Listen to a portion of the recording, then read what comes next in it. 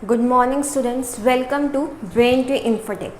तो मैं हूँ आस्था और मैं हूँ आप लोगों की साइंस की टीचर। आजकल हम साइंस में जो सब्जेक्ट कर रहे हैं वो है फिज़िक्स, और फिज़िक्स के काफ़ी सारे लेक्चर जो हैं वो हो चुके हैं।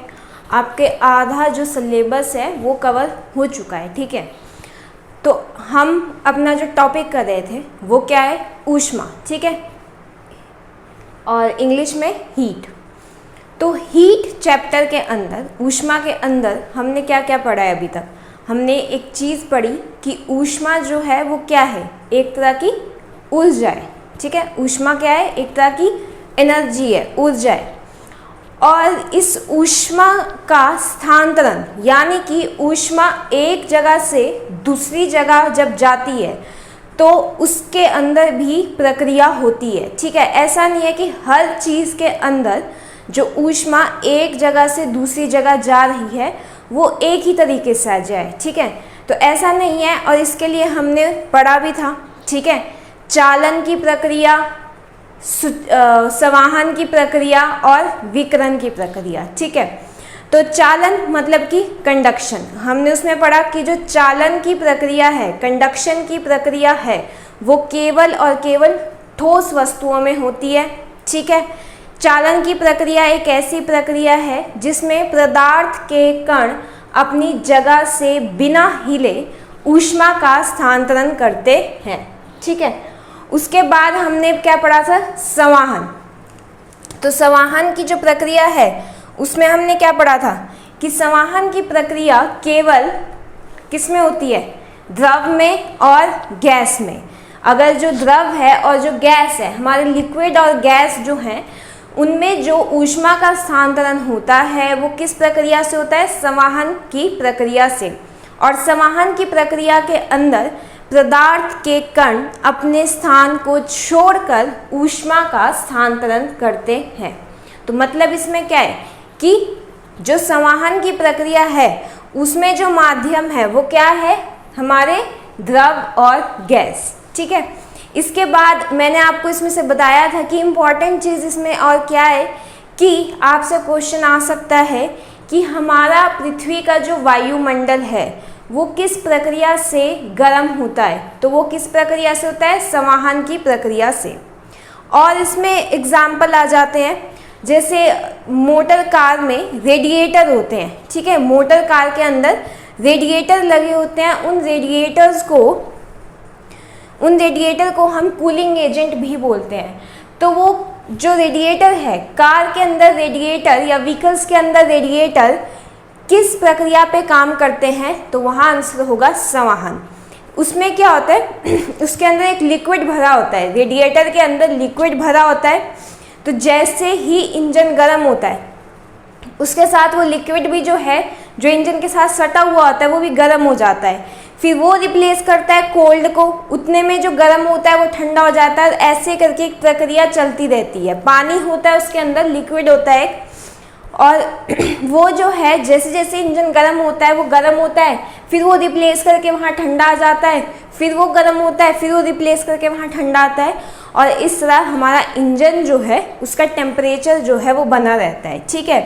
तो मोटर कारों के रेडिएटर के अंदर, मोटर कारों में रेडिएटर जो है वो संवहन की प्रक्रिया पर काम करता है, ठीक है। और इसका एग्जाम्पल आप लिख सकते हो कि रेफ्रिजरेटर, जो आपके घरों में फ्रिज लगे होते हैं, रेफ्रिजरेटर जो हैं वो भी संवहन की प्रक्रिया पर काम करते हैं। अब देखिए क्यों।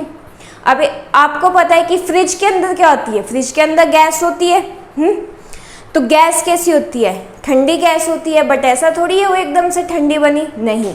अब देखिए, आप सबको पता है कि ऊपर जो फ्रिज है, फ्रिज में ऊपर क्या होता है, रेफ्रिजरेटर होता है ना, जहाँ पे आइस जमती है आपकी, जो सबसे ठंडी जगह है आपके फ्रिज में, ठीक है। अब देखो, जैसे हम फ्रिज के अंदर खाना रखते हैं या कुछ भी चीज़ रखते हैं, ठीक है, तो उसमें से क्या होता है ना, उसमें से जो उस खाने की ऊष्मा है, क्योंकि हमने किसी तापमान वाला खाना ही उस पर रखा है। ऐसा तो नहीं है कि आपने बाहर से ऑलरेडी -2 डिग्री का या 3 डिग्री या 5 डिग्री का खाना उसमें रखा है, नहीं। आपके खाने का जो टेम्परेचर होगा वो लगभग 15, 17, 20 ऐसा होता है, ठीक है। तो आपने उस खाने को जब फ्रिज में रखा तो उसमें क्या होगा, उसमें से हीट निकलेगी। वो हीट कैसी होगी, उस हीट से क्या होगा, गर्म हवा बनेगी। गर्म हवा हल्की होने के कारण जो कहाँ पे उठ जाएगी, ऊपर की तरफ उठेगी, और जैसे ही वो ऊपर की तरफ उठेगी वो रेफ्रिजरेटर से टकराएगी। रेफ्रिजरेटर बिल्कुल ठंडा होता है। गर्म हवाएं जब रेफ्रिजरेटर से टकराती हैं तो वो बिल्कुल ठंडी हो जाती हैं और वापस जो है पूरे फ्रिज के अंदर नीचे की तरफ आ जाती हैं। तो गर्म हवा उठी, ऊपर टकराई, वापस नीचे आई, फिर वो गर्म होके ऊपर गई, फिर ठंडी होके टकराई, फिर नीचे आ गई। तो ये जो प्रक्रिया है वहाँ चलती रहती है, क्योंकि हमारे फ्रिज के अंदर जो हम इस्तेमाल करते हैं वो क्या होता है, गैस होता है। और गैस कौन सी प्रक्रिया करती है, संवहन की प्रक्रिया जो है उसके अंदर चलती है, ठीक है। तो ये कुछ एग्जाम्पल है, और भी इसके एग्जाम्पल बनते हैं। मैंने आपको कहा था आप इसके एग्जाम्पल ढूंढ के अपने पास लिखिए और उन्हें समझिए, ठीक है, कि कहाँ यहाँ सच में ही एग्जाम्पल फिट है कि नहीं है, ठीक है। आप जितना समझ के पढ़ने की कोशिश करोगे आपको उतना ही ज़्यादा समझ आएगा, ठीक है। अगला हमने पढ़ा था विकिरण। विकिरण की सबसे इम्पॉर्टेंट बात ये थी, यानी कि रेडिएशन इंग्लिश में, कि ये ऊष्मा स्थानांतरण का एक ऐसी प्रक्रिया है जिसमें कोई भी माध्यम जो है उसकी आवश्यकता हमें नहीं होती है, ठीक है। चाहे ठोस हो, लिक्विड हो, गैस हो, इसमें ऊष्मा स्थानांतरण के लिए हमें कोई भी पदार्थ की आवश्यकता नहीं होती है। और इसमें सबसे अच्छा क्वेश्चन जो बन रहा था वो था, जो आपसे पूछते हैं एग्ज़ाम के अंदर, वो यही है कि वो कौन सी प्रक्रिया है ऊष्मा स्थानांतरण की, वह कौन सी प्रक्रिया है जिसमें किसी माध्यम की आवश्यकता नहीं होती है। तो वो कौन सी है, विकिरण की प्रक्रिया है, यानी कि रेडिएशन। अब इसमें मैंने आपको एग्जाम्पल जो थे वो बताए थे कि सूर्य से पृथ्वी तक जो ऊष्मा का स्थानांतरण हो रहा है वो किस प्रक्रिया से हो रहा है। तो देखो, सूर्य और पृथ्वी के बीच में क्या है, निर्वात, यानी कि वैक्यूम। और वैक्यूम मतलब जहाँ कुछ भी नहीं है। तो वो कौन सी प्रक्रिया है जो बिना किसी मैटर के चल सकती है, बिना किसी ठोस लिक्विड द्रव के चलती है, विकिरण। तो रेडिएशन, विकिरण वो प्रक्रिया है जिससे सूर्य से पृथ्वी तक हमारी ऊष्मा जो है उसका स्थानांतरण हो रहा है, ठीक है। रेगिस्तान के अंदर भी, जो आपको पता है कि बड़े बड़े रेगिस्तान जो होते हैं, वहाँ रेगिस्तान को आपने देखा होगा, रेगिस्तान दिन में बहुत गर्म होते हैं और वही रेगिस्तान रात को बड़े ठंडे हो जाते हैं। तो ऐसा क्यों होता है, क्योंकि रेगिस्तान के अंदर भी जो है दिन के टाइम और रात के टाइम विकिरण की प्रक्रिया होती है, यानी कि वहाँ रेडिएशन की प्रोसेस चलती है।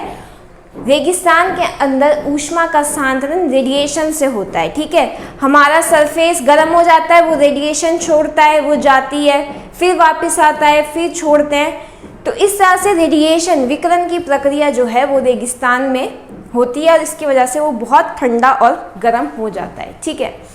और इसका एग्जाम्पल है थर्मस, ठीक है।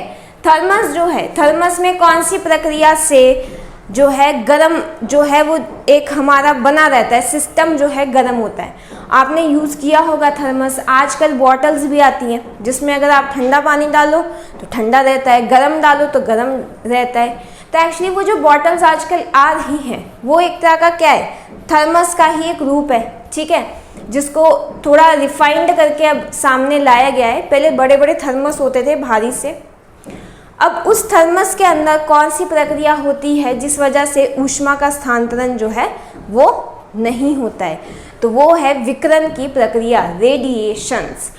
अब इसका आता है बेस्ट एग्जाम्पल, आपको ऊपर लिखा आएगा, cloudy days are more warmer than normal days. जिस दिन हमारे बादल होते हैं, सिर्फ बादल, बारिश नहीं, सिर्फ बादल, जिस दिन बादल होते हैं वो दिन आम दिनों से ज़्यादा गर्म होते हैं, ऐसा क्यों? इंग्लिश में cloudy days are more warmer than normal days, why? और हिंदी में बादल वाले दिन जो हैं वो ज़्यादा गर्म होते हैं आम दिनों से, ऐसा क्यों होता है? तो खुद सोच के देखिए क्या हो रहा है उस दिन, क्या हो रहा है? विकिरण, रेडिएशन। अब चलो मैं आपको दिखा देती हूँ। मान लीजिए ये आपके बादल है। आपने देखा होगा जिस दिन मतलब जो दिन जो है ना बंद सा होता है, कई दिन ऐसे होते हैं ना तो सूरज दिखता है, ना उस दिन मतलब धूप पड़ रही होती है, ना उस दिन बारिश होती है, बस आसमान में बादल छाए होते हैं और उसकी वजह से इतनी ज़्यादा गर्मी होती है।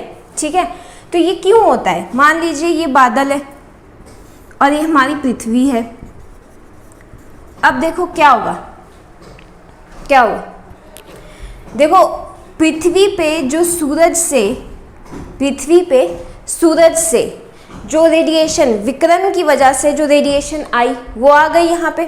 ठीक है, अब देखो हमारी सूरज से पृथ्वी पे जो रेडिएशन आ रही है, जो हीट आ रही है, पृथ्वी वो सारी हीट थोड़ी ना लेती है, तब तो पृथ्वी का टेम्परेचर बहुत ज़्यादा हाई हो जाता। ठीक है, पृथ्वी जो है सूरज की उतनी ही ऊष्मा लेती है जितनी इसको चाहिए, वो उतनी ऑब्जर्व करती है, और बाकी जो एक्स्ट्रा होती है उसको वापस फेंक देती है हमारे एटमॉस्फेयर के अंदर। ठीक है, तो मान लीजिए सूरज से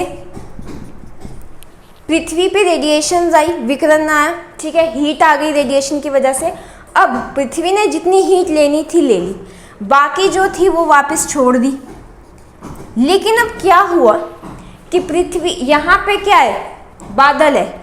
अब जो पृथ्वी ने रेडिएशन वापस भेजी थी वो पृथ्वी से बाहर निकलने की बजाय बादलों के कारण क्या हुआ? बादल से टकरा के वापस पृथ्वी के अंदर आ गए। ठीक है, अगर ये बादल नहीं होते, अगर आसमान में ये बादल नहीं होते, तो जो पृथ्वी विकिरण करती है ना, वो यहाँ से जो मतलब हीट है, एक्स्ट्रा हीट, एक्स्ट्रा ऊष्मा को पृथ्वी जो है वो बाहर फेंक देती है। ठीक है, और वो यहाँ से बाहर निकल जाते हैं। लेकिन अब आसमान में बादल है। ठीक है, पृथ्वी ने जो वापस ऊष्मा फेंकी थी वो बादलों से टकरा के वापस पृथ्वी के ही वायुमंडल में आ जाती है, और अगर पृथ्वी के वायुमंडल में इसकी ही ऊष्मा वापस आएगी तो वायुमंडल उस दिन क्या होगा? ज़्यादा गर्म होगा। ठीक है, समझ रहे हो? मान लो अगर मान लो ये मेरा हाथ है, ये पेन है। ठीक है, अगर मैं चाहती हूँ कि इस पेन को मुझे ऊपर फेंकना है, अगर तो इसके ऊपर कुछ भी नहीं है तो मैं इस पेन को ऊपर फेंक सकती हूँ। ठीक है, लेकिन अगर मैं अपना हाथ यहाँ रख लूँ और फिर इस पेन को फेंकूँ तो ये पेन यहाँ से टकरा के वापस आ जाएगा। तो यही होता है, जिस दिन बादल होता है ना, उस दिन पृथ्वी द्वारा छोड़ी गई ऊष्मा जो है वो बादलों से टकरा के वापस पृथ्वी पे आ जाती है। ठीक है, और इसीलिए जो हमारे बादल वाले दिन हैं वो ज़्यादा गर्म होते हैं। तो प्रक्रिया कौन सी है? विकिरण की प्रक्रिया है। यहाँ पे मेन बात जो थी वो ये थी। ठीक है, तो ये तो थी क्या? ट्रांसमिशन की ऊष्मा का स्थानांतरण किन किन प्रक्रियाओं से हो सकता है। तो 3 प्रक्रियाएं हमने लिखी, चालन, संवहन और विकिरण। ठीक है, कंडक्शन, कन्वेक्शन एंड रेडिएशंस। अब नेक्स्ट जो चीज़ हमें करनी है, एक और चीज़ इसके साथ बताती हूँ मैं आपको, सुचालक और कुचालक के बारे में। ठीक है, सुचालक यानी कि कंडक्टर और कुचालक यानी कि इंसुलेटर्स। ठीक है, अब देखो सुचालक क्या होते हैं? सुचालक, अच्छे चालक, जो आसानी से ऊष्मा को अपने अंदर आने दे और आसानी से ऊष्मा को अपने अंदर से जाने दे, वो क्या होंगे? सुचालक, जिन्हें हम कहते हैं गुड कंडक्टर ऑफ हीट। ठीक है, जो चीज़ें आसानी से, इसको आप लिख लीजिए, जो चीज़ें आसानी से अपने अंदर ऊष्मा को आने दे, मतलब ऊष्मा को एब्जॉर्ब करे, और उतनी ही आसानी से ऊष्मा को छोड़ भी दे, उन्हें हम बोलते हैं सुचालक, गुड कंडक्टर ऑफ हीट। ठीक है, अब कौन है गुड कंडक्टर ऑफ हीट? आपको पता होगा लोहा, लोहा कैसा है, बहुत अच्छा कंडक्टर है हीट का। लोहे को आप कहीं गर्म उसमें रखोगे तो एकदम गर्म हो जाता है, एकदम से हीट ले लेता है सारी। और अगर बहुत ठंडे वाले दिन होंगे तो आपने देखा होगा, ठीक है, कि लोहे की चेयर या स्टील की चेयर बड़ी ठंडी होती है, ठीक है। अभी इसको मैं आपको बताती हूँ। अगला क्या बोला मैंने, कुचालक, वह चीज़ें जो ना तो आसानी से ऊष्मा को अपने अंदर आने देती हैं और ना ऊष्मा को उतनी आसानी से छोड़ती हैं, वो क्या हुए, कुचालक, ठीक है। इसमें बैड कंडक्टर या बैड इंसुलेटर्स, ठीक है। अब इसमें मैं एग्जांपल देती हूँ। मान लीजिए आपके पास 2 कुर्सियाँ हैं, 2 चेयर्स हैं आपके पास। एक कुर्सी है लोहे की और दूसरी कुर्सी है लकड़ी की, ठीक है, वुड की। एक वुड की कुर्सी है और एक आयरन की कुर्सी है। लोहे और लकड़ी की आपके पास 2 कुर्सियाँ हैं, ठीक है। अब मान लीजिए गर्मी का मौसम है, बहुत गर्मी है, धूप है ऊपर लगी हुई, और आपने उन दोनों कुर्सियों को धूप में रख दिया, ठीक है। धूप में आपने अपनी दोनों कुर्सियों को रख दिया, एक लोहे की कुर्सी और एक लकड़ी की कुर्सी। अब 1 घंटे बाद अगर आप उस कुर्सी पे बैठना चाहे तो आप किस कुर्सी पे बैठोगे? डेफिनेटली सी बात है, आप वुड की चेयर पे ही बैठोगे, क्योंकि आयरन की चेयर पे बैठना पॉसिबल ही नहीं है। वो इतनी गर्म हो चुकी होगी कि आप उस पर नहीं बैठ सकते। ऐसा क्यों हुआ? दोनों, लकड़ी की कुर्सी भी और लोहे की कुर्सी, दोनों ही जो थी वो किस में थी? सूर्य के नीचे रखी हुई थी, आपने सन रेज में रखी हुई थी। लेकिन ज़्यादा गर्म कौन सी कुर्सी हुई? लोहे की। क्यों? क्योंकि लोहा ऊष्मा का सुचालक है। लोहा बहुत जल्दी ऊष्मा को अपने अंदर ले लेता है, ठीक है। ये आप देख सकते हो बाइक के अंदर, ठीक है। जब आपने अपनी बाइक कहीं बाहर खड़ी की हो, ठीक है, और उस बाइक पे जहाँ आपने खड़ी की थी वहाँ लग गई है धूप, और अब उस बाइक पे आप बैठ सकते हो? नहीं। बाइक की जो सीट है वो कितनी ज़्यादा गर्म हो जाती है। क्यों? क्योंकि बाइक लोहे की बनी है, इसलिए, ठीक है। तो कहने का मतलब सिर्फ यही है कि सुचालक वो चीज़ें हैं जो आसानी से ऊष्मा को अपने अंदर आने देती है और जाने भी देती है। अब जाने देती है कैसे? अब मान लीजिए सर्दी का मौसम है, ठीक है, और पूरी रात आपने अपनी लोहे की कुर्सी और लकड़ी की कुर्सी को बाहर रखा है। अब सुबह उठ के आप किस पे बैठना पसंद करोगे? आप सुबह उठ के भी लकड़ी की ही कुर्सी पे बैठोगे, क्योंकि आपके लोहे की कुर्सी इतनी ज़्यादा ठंडी होगी कि आपको ठंड लगेगी, ठीक है। तो जितनी आसानी से लोहा हीट को लेता है उतनी आसानी से छोड़ता भी है। ये दिखाता है कि लोहा बहुत अच्छा सुचालक है, गुड कंडक्टर है। और वुड क्या है? Bad conductor. वुड के अलावा, लकड़ी के अलावा और कौन से कुचालक हैं? हवा भी एक कुचालक है, कपड़े भी कुचालक हैं, ठीक है, और कांच भी एक कुचालक है, रबड़ एक कुचालक है। तो बहुत सारे एग्जाम्पल है, आपने ढूंढ के इन एग्जाम्पल्स को अपनी कॉपी के अंदर लिखना है, ठीक है, कि सुचालक कौन से हैं और कुचालक कौन से हैं। वैसे बता देती हूँ कि सुचालक सारी धातुएं, आपको पता है ना धातुएं क्या होती है? मेटल्स जिन्हें बोलते हैं, जैसे चांदी हो गया, आयरन हो गया, इस तरह से जो हमारे पास धातुएं हैं, तकरीबन सारी धातुएं, कुछ को छोड़ के सभी जो है वो ऊष्मा की एक अच्छे सुचालक हैं, ठीक है। तो ये हो गया हमारा एक छोटा सा जो इसी के साथ रिलेटेड टॉपिक था। आज जो टॉपिक है हीट, ऊष्मा के अंदर, वो है तापमान क्या है, तापमान को हम नाप कैसे सकते हैं, ठीक है। तो देखिए क्या लिखा है मैंने, टेम्परेचर, ठीक है, हिंदी में तापमान। तो तापमान क्या है? आप क्या सोचते हैं कि तापमान क्या हो सकता है? तापमान वही है। तापमान में आप क्या देखते हो कि कोई चीज़ कितनी गर्म है या कोई चीज़ कितनी ठंडी है। तापमान, जब आप किसी चीज़ का तापमान देखते हैं तो आप क्या देखते हो कि कोई चीज़ कितनी गर्म है या कोई चीज़ कितनी ठंडी है, ठीक है। तो तापमान वही होता है, ठीक है। तापमान किसी वस्तु के ठंडे या गर्म का माप है।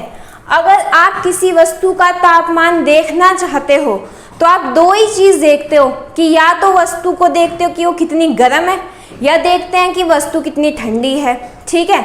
तो इंग्लिश में degree of hotness and coldness, hotness और कोल्डनेस की डिग्री को हम टेम्परेचर बोलते हैं। सिंपल सी डेफिनेशन है, पता होना चाहिए। कई बार पूछ लेते हैं तापमान क्या है, तो degree of hotness and coldness, या तापमान किसी वस्तु की ठंडे या गर्म का माप है। अब देखो, टेम्परेचर जो है, किसी भी चीज़ का तापमान जो है, हमको अगर नापना है तो हम क्या करते हैं? वैसे तो देखो, अगर मान लो हमें किसी चीज़ का तापमान देखना है तो हम हाथ लगा के भी देख लेते हैं कि हाँ ये चीज़, अगर आप किसी चीज़ पे हाथ लगाओ तो आप बता सकते हो कि हाँ ये इस चीज़ का जो तापमान है ना वो ज़्यादा है, वो गर्म लग रही है तो शायद लग रहा है कि इसका टेम्परेचर ज़्यादा होगा, या शायद इसका टेम्परेचर 30 से 40 डिग्री के बीच में होगा। और अगर मान लो आपने किसी ठंडी चीज़ को छुआ है तो आप बोलोगे कि हाँ इसका टेम्परेचर जो है वो बहुत कम है, ठीक है ना। लेकिन आप एग्जैक्ट बता सकते हो? नहीं। आप छू के एग्जैक्ट बता सकते हो? नहीं बता सकते। अब मान लीजिए किसी को हो गया बुखार, ठीक है, कोई जो है किसी को बुखार हो गया है और हमने देखना है कि उसको कितना टेम्परेचर हुआ है, तो आप उसके हेड पे, फोरहेड पे हाथ रखते हो और आप देखते हो कि हाँ ये जो इसका फोरहेड है वो नॉर्मल टेम्परेचर से ज़्यादा गर्म है, तो आप बोल देते हो कि हाँ इसको टेम्परेचर है क्योंकि इसका जो फोरहेड है वो ज़्यादा गर्म लग रहा है। लेकिन क्या आप बता सकते हो उसको कितना डिग्री फीवर है? क्या आप बोल सकते हो कि इसको 102 डिग्री है या 105 डिग्री बुखार है? नहीं। आप सिर्फ बोल सकते हो कि हाँ इसे बुखार है, ये नहीं पता है कि कितना है, ठीक है। तो तापमान, टेम्परेचर नापने के लिए हमें कुछ चाहिए और वो क्या था? थर्मामीटर, तापमापी, जिसे तापमापी बोलते हैं। वैसे तो नॉर्मली क्या है, हमें पता है कि थर्मामीटर, ठीक है। तो थर्मामीटर एक ऐसी चीज़ आई जिसके ऊपर हमने तापमान को नापना शुरू किया, ठीक है। तो टेम्परेचर को अगर आप नापना चाहते हो एग्जैक्टली तो हम क्या यूज़ करते हैं? थर्मामीटर, ठीक है।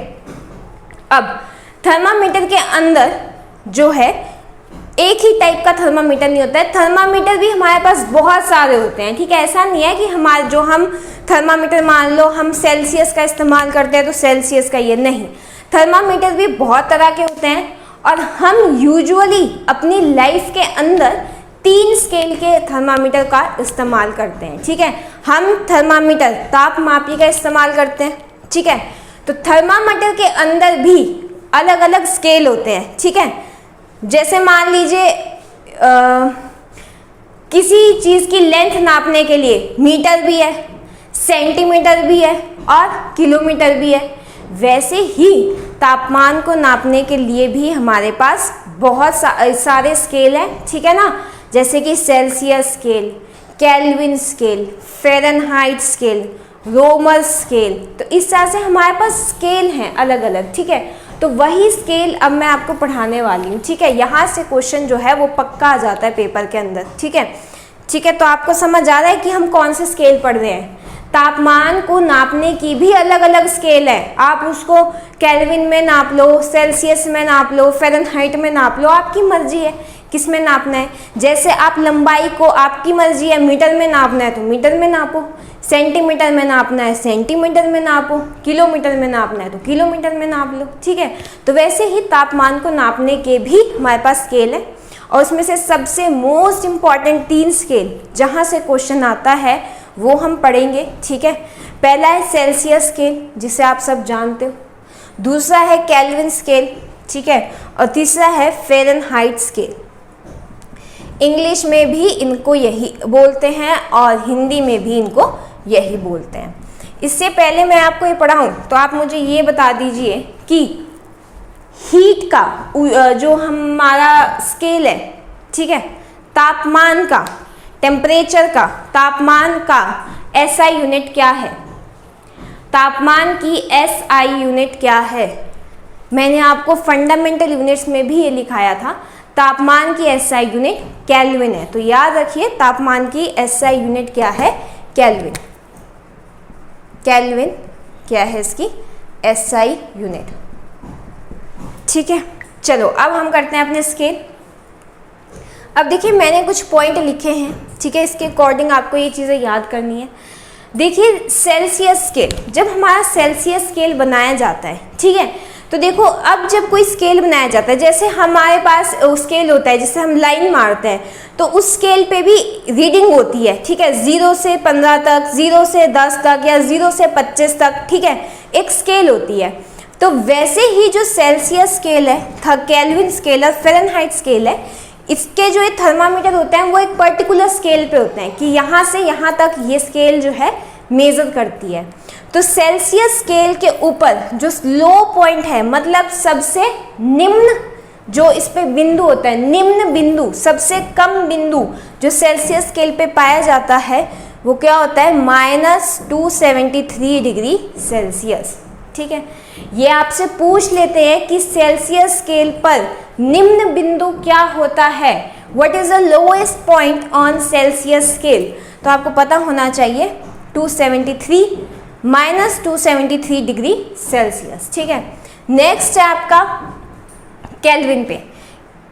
केल्विन पे भी सबसे लो पॉइंट, सबसे निम्न बिंदु क्या है, 0 केल्विन। 0 केल्विन, बहुत बार ये क्वेश्चन पूछते हैं आपसे, लो पॉइंट, सबसे कम पॉइंट क्या है, क्योंकि यही कुछ और भी बनता है, बताऊंगी आगे, ठीक है।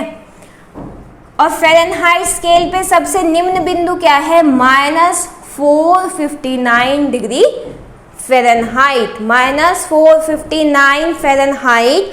फ़ारेनहाइट स्केल के ऊपर सबसे लो बिंदु है, सबसे लो पॉइंट है। इसका मतलब क्या है कि अगर आप सेल्सियस स्केल का इस्तेमाल कर रहे हो तो आप -273 से नीचे नहीं नाप सकते, ठीक है। ऐसा नहीं है कि टेम्परेचर नहीं होता है, लेकिन स्केल पे इतना ही बना होता है। स्केल के ऊपर, जैसे आपके पास लाइन मारने का स्केल 0 से 25 तक ही होता है ना, 25 के ऊपर नहीं मार सकते आप, ठीक है। तो वैसे ही सेल्सियस स्केल पे सबसे निम्न बिंदु जो दिया है वो -273 है, इससे नीचे आप टेम्परेचर नहीं नाप सकते, ठीक है। केल्विन तो शुरू ही इसका, केल्विन का सबसे लो जो पॉइंट है, सबसे निम्न बिंदु है, वो क्या है, 0 केल्विन, ठीक है। और फ़ारेनहाइट के ऊपर जो ये सबसे लो बिंदु है, जहाँ से फ़ारेनहाइट स्केल को में हम सबसे नीचे वाला बिंदु जो है वो क्या है, -459 फ़ारेनहाइट, ठीक है। सबसे लो की बात हो गई, मतलब ये सबसे लो पॉइंट आ गया। ये आपका कोई स्केल है, स्केल में सबसे लो पॉइंट की बात कर ली हमने। अब बात करते हैं सबसे हाई पॉइंट की, सबसे उच्च बिंदु की। तो सेल्सियस स्केल पर सबसे उच्च बिंदु जो है वो है 100 डिग्री सेल्सियस। सबसे उच्च बिंदु क्या है, 100 डिग्री सेल्सियस। केल्विन स्केल पे सबसे उच्च बिंदु क्या है, 373 केल्विन, 373 केल्विन। और फ़ारेनहाइट स्केल पे सबसे उच्च बिंदु है 212 फ़ारेनहाइट। बहुत ज़्यादा इम्पॉर्टेंट चीज़ है ये, आप इसको अच्छे से लिख लीजिए और इसको ऐसे ही याद करना पड़ेगा आपको, कुछ वैल्यूज़ हैं ये, ठीक है। तो निम्न बिंदु की बात हो गई, उच्च बिंदु की भी बात हो गई, ठीक है।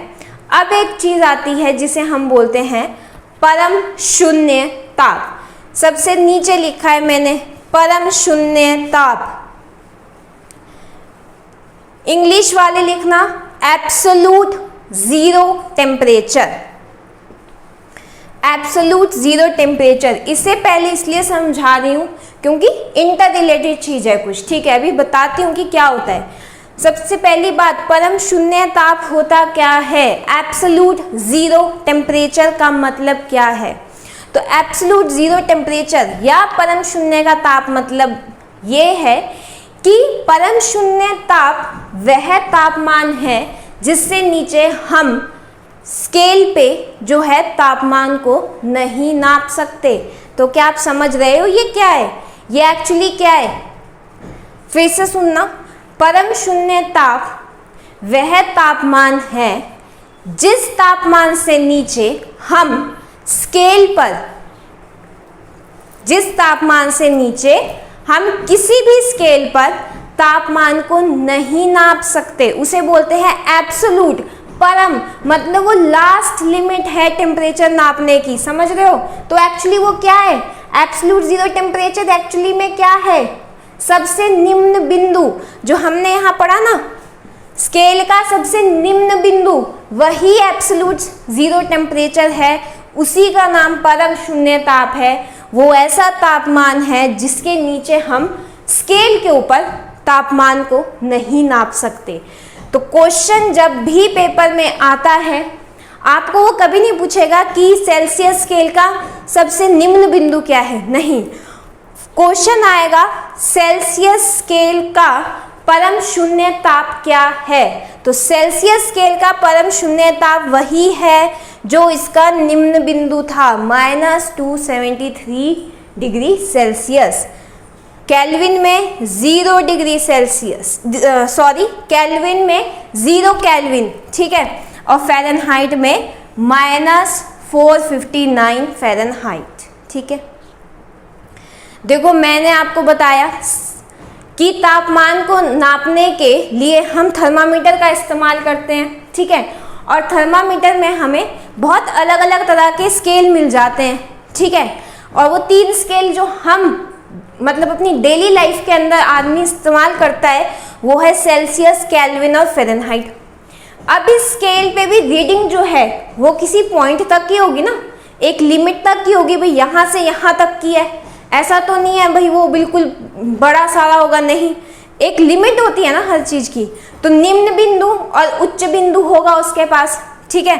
तो हमने निम्न बिंदु भी देखा स्केल का और सबसे उच्च बिंदु भी देख लिया स्केल पे, ठीक है। इसके बाद मैंने आपसे बात की एब्सोल्यूट जीरो टेम्परेचर की, यानी कि परम शून्य ताप की, और मैंने आपको बोला कि परम शून्य ताप किसके बराबर होता है, सबसे निम्न बिंदु के। परम शून्य ताप की डेफिनेशन ही यही है कि परम शून्य ताप वह तापमान है जिससे नीचे हम स्केल के ऊपर तापमान को नहीं नाप सकते। तो वो क्या हुआ, सबसे निम्न बिंदु, किसी भी स्केल का सबसे निम्न बिंदु क्या होगा, उसका परम शून्य ताप। और क्वेश्चन यही आता है, बहुत ज़्यादा इम्पॉर्टेंट क्वेश्चन बनता है यहाँ से कि परम शून्य ताप क्या है, ठीक है। आपसे पूछेंगे सेल्सियस पे परम शून्य ताप तो -273, केल्विन पे 0 केल्विन और फ़ारेनहाइट पे -459, ठीक है।